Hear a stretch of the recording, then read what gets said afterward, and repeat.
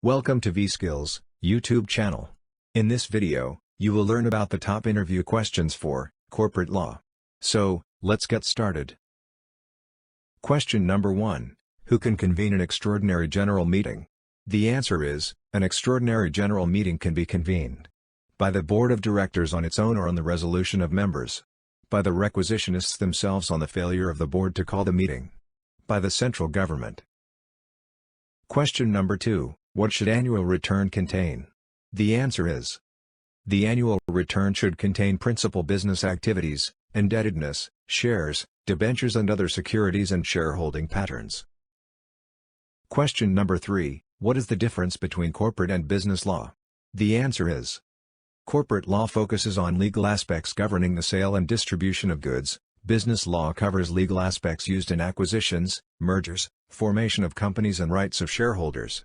Companies need people who have in-depth knowledge of both laws. Question number 4. What is the role of a corporate lawyer? The answer is, numerous corporate lawyers work in law firms, specifically large or mid-size firms, where they counsel clients and handle business transactions including negotiation, drafting, and review of contracts and other agreements associated with the activities of the business, such as mergers, acquisitions, and divestitures. Question number 5. What is the difference between corporate law and commercial law? The answer is, in a law firm, corporate and commercial are titles given to two related but usually separate groups.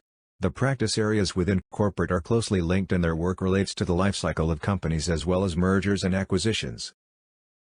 Question number 6. What is the difference between business law and commercial law? The answer is, commercial law focuses on the sale and distribution of goods, as well as financing certain transactions, whereas business law focuses on the other aspects of business, including forming a company, mergers and acquisitions, shareholder rights, and property issues such as leasing office or warehouse space. Question number 7. What do you mean by corporate company? The answer is, a corporation is a legal firm that is separate and distinct from its owners. Corporations enjoy most of the rights and responsibilities that an individual possesses, that is, a corporation has the right to enter into contracts, loan and borrow money, sue and be sued, hire employees, own assets and pay taxes. Question number 8. What is the role of a business lawyer? The answer is, a business lawyer is the one who focuses his or her legal practice on issues that affect businesses, such as taxation, various types of business transactions, and intellectual property. Question number 9. What is memorandum as per Section 2, subsection 56? The answer is, memorandum means the memorandum of association as a company as an original framed or as altered from time to time in pursuance of any previous company law. Question number 10. How to form a company in terms of Section 3, subsection 1? The answer is, 7 or more persons, where the company to be formed is to be a public company. 2 or more persons, where the company to be formed is to be a private company. 1 person, where the company to be formed is to be one-person company, that is to say, a private company. Question number 11. When an appeal can be filed in the tribunal? The answer is, appeal to income tax appellate tribunal is to be filed within a span of 60 days from the date on which the order resolved to be appealed against is communicated to the taxpayer or to the principal commissioner of income tax or commissioner of income tax. Question number 12. What is the memorandum of association? The answer is, the memorandum of association is the charter of a company. It is a document, which amongst other things, defines the area within which the company can operate. Question number 13. In India, if a company is planning to issue securities, then they shall abide by which provisions? The answer is, Securities Contracts Act, 1956. Securities Contracts Rules, 1957. Companies Act, 2013 and the Companies Rules, 2014. Securities and Exchange Board of India Act, 1992 and the rules and regulations made thereunder. Question number 14. What is a prospectus? The answer is, a prospectus refers to an information guide or offers document on the basis of which an investor invests in the securities of an issuer company. Question number 15. What do you mean by shelf prospectus? The answer is, shelf prospectus is a single prospectus for multiple public. The issuer is permitted to offer and sell securities to the public without a different prospectus for every active offering for a certain period. Question number 16, explain the red herring prospectus. The answer is: a red herring prospectus contains most of the information pertaining to the company's operations and prospects but does not include key details of the issue such as its price and the number of shares offered. Question number 17, what are abridged prospectus? The answer is: abridged prospectus means a memorandum containing such salient features of a prospectus as may be specified by the Securities and Exchange Board by making regulations on this behalf. Question number 18, what do you understand by wrongful gain? The answer is: wrongful gain means the gain by unlawful means of property to which the person gaining is not legally entitled. Question number 19, what are the different kinds of share capital in Company Law 2013? The answer is: as per Section 43 of the Companies Act, 2013, a company's share capital is of two types of shares, namely equity shares and preference shares. Question number 20, what is equity share? The answer is: equity shares are the main source of raising the funds for the firm. Equity shares are also called ordinary shares.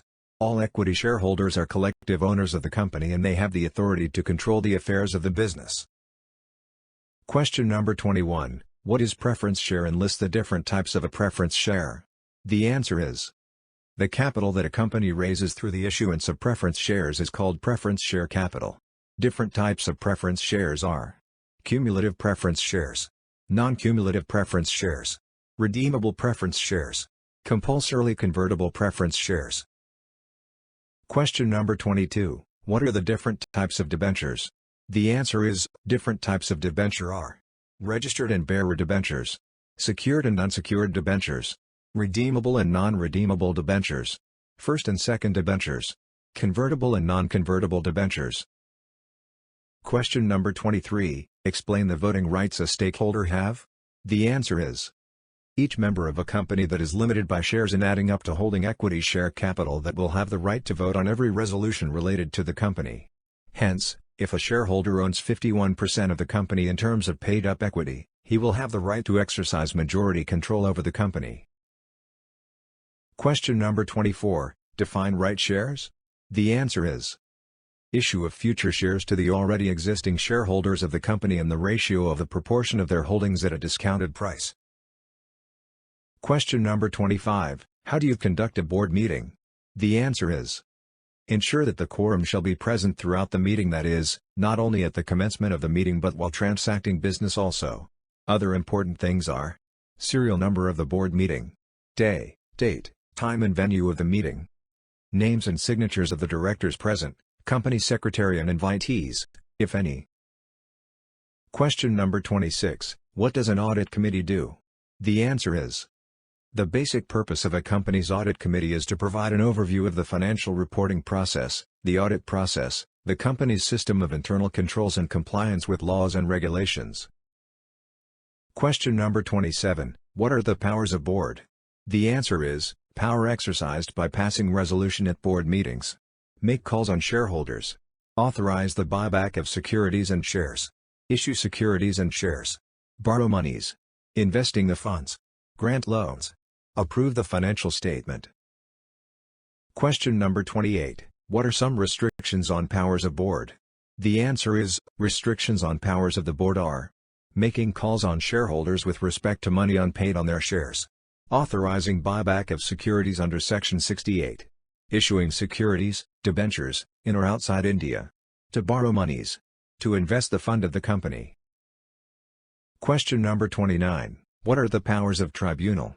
The answer is: the tribunal has jurisdiction to dispose of cases of the pending cases of the company under Section 280. The liquidator has to submit the final report under Section 281 to the tribunal within 60 days of the winding up of a company. Question number 30, what are the modes of winding up? The answer is: modes of winding up are: compulsory winding up by the court, voluntary winding up subject to supervision of the court. For more such videos, subscribe to our channel.